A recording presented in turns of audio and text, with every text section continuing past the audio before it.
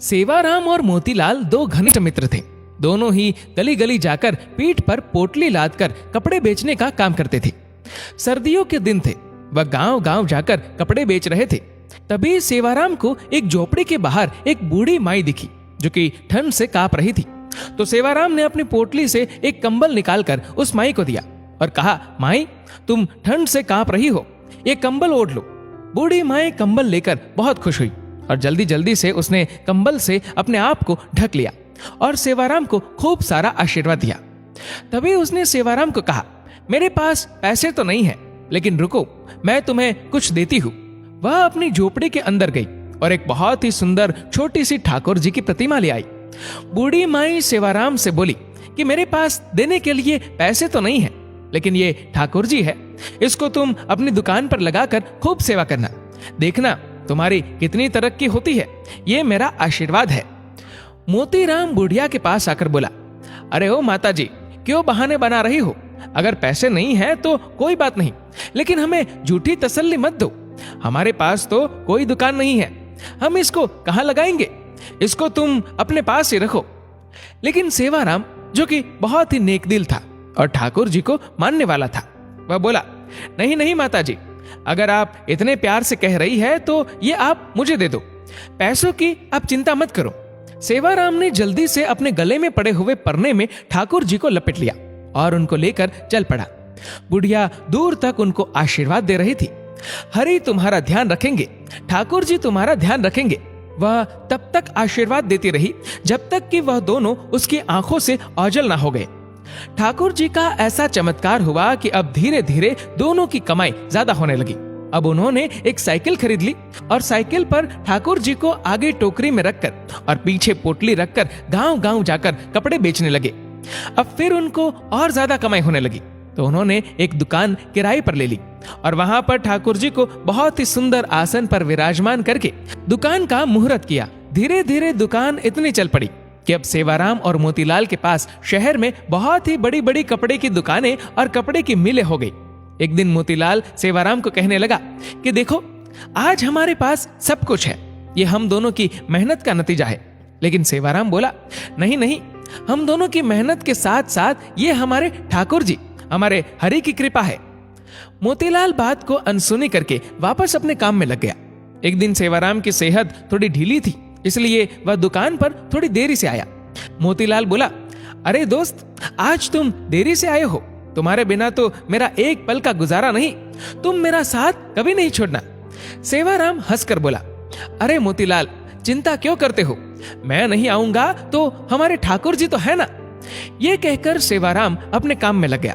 पहले दोनों का घर दुकान के पास ही होता था, लेकिन अब दोनों ने अपना घर दुकान से काफी दूर ले लिया। अब दोनों ही महल नुमा घर में रहने लगे। दोनों ने अपने बच्चों को खूब पढ़ाया लिखाया। सेवाराम के दो लड़के थे, दोनों की शादी कर दी थी और मोतीलाल के एक लड़का और एक लड़की थी। मोतीलाल के लड़के की शादी हो चुकी थी, जबकि उसकी लड़की की शादी होना अभी बाकी था। सेहत ढीली होने के कारण सेवाराम अब दुकान पर थोड़े विलंब से आने लगा। एक दिन वह मोतीलाल से बोला, अब मेरी सेहत ठीक नहीं रहती, क्या मैं थोड़े विलंब से आ सकता हूँ? मोतीलाल ने कहा, हाँ भैया, तुम विलंब से आ जाओ, लेकिन आया जरूर करो, मेरा तुम्हारे बिना दिल नहीं लगता। फिर अचानक एक दिन सेवाराम 12 बजे के करीब दुकान पर आया, लेकिन आज उसके चेहरे पर अजीब सी चमक थी, चाल में एक अजीब सी मस्ती थी, चेहरे पर अजीब सी मुस्कान थी। वह आकर गद्दी पर बैठ गया। मोतीलाल ने कहा, भैया, आज तो तुम्हारी सेहत ठीक लग रही है। सेवाराम बोला, भैया, ठीक तो नहीं हूं, लेकिन आज से मैं बस केवल 12 बजे आया करूंगा और 5 बजे चला जाया करूंगा। मैं तो केवल इतना ही दुकान पर बैठ सकता हूं। मोतीलाल ने कहा, कोई बात नहीं, जैसी तुम्हारी इच्छा। अब तो सेवाराम रोज 12 बजे आता और 5 बजे चला जाता, लेकिन उसकी शक्ल देखकर ऐसा नहीं लगता था कि वह कभी बीमार भी है। लेकिन मोतीलाल को अपने दोस्त पर पूरा विश्वास था कि वह झूठ नहीं बोल सकता और मेहनत करने से वह कभी पीछे नहीं हट सकता। एक दिन मोतीलाल की बेटी की शादी तय हुई, तो वह शादी का निमंत्रण देने के लिए सेवाराम के घर गया। घर जाकर उसको उसके बेटे, बहुए, सेवाराम की पत्नी सब नजर आ रहे थे, लेकिन सेवाराम नजर नहीं आ रहा था। उसने सेवाराम की पत्नी से कहा, भाभी जी, सेवाराम कहीं नजर नहीं आ रहा, उसकी पत्नी एकदम से हैरान होती हुई बोली, ये आप क्या कह रहे हैं? तभी वहां उसके बेटे भी आ गए और कहने लगे, काका जी, आप कैसी बातें कर रहे हो? हमारे साथ कैसा मजाक कर रहे हो? मोतीलाल बोला कि मैंने ऐसा क्या पूछ लिया? मैं तो अपने प्रिय दोस्त के बारे में पूछ रहा हूं। क्या उसकी तबीयत आज भी ठीक नहीं है? क्या वह अंदर आराम कर रहा है? मैं खुद अंदर जाकर उसको मिल आता हूं। मोतीलाल उसके कमरे में चला गया, लेकिन सेवाराम उसको वहां भी नजर नहीं आया। तभी अचानक उसकी नजर उसके कमरे में लगी सेवाराम की तस्वीर पर पड़ी। वो एकदम से हैरान होकर सेवाराम की पत्नी की तरफ देखता हुआ बोला, अरे भाभी जी, ये क्या? आपने सेवाराम की तस्वीर पर हार क्यों चढ़ाया हुआ है? सेवाराम की पत्नी आंखों में आंसू भरकर बोली, मुझे आपसे ऐसी उम्मीद नहीं थी भैया कि आप ऐसा मजाक करेंगे। मोतीलाल को कुछ समझ नहीं आ रहा था। तभी सेवाराम का बेटा बोला, क्या आपको नहीं पता कि पिताजी को गुजरे तो 6 महीने हो चुके हैं? मोतीलाल को तो ऐसा लगा कि जैसे उसके सर पर बिजली गिर पड़ी हो। वह एकदम से थोड़ा लड़खड़ाता हुआ पीछे की तरफ हटा और बोला, ऐसा कैसे हो सकता है? वह तो हर रोज दुकान पर आता है। बीमार होने के कारण थोड़ा विलंब से आता है। वह 12 बजे आता है और 5 बजे चला जाता है। उसकी पत्नी बोली, ऐसा कैसे हो सकता है कि आपको पता ना हो? आप ही तो हर महीने उनके हिस्से के मुनाफे के पैसे हमारे घर देने आते हो। 6 महीनों से तो आप हमें दुगना मुनाफा देकर जा रहे हो।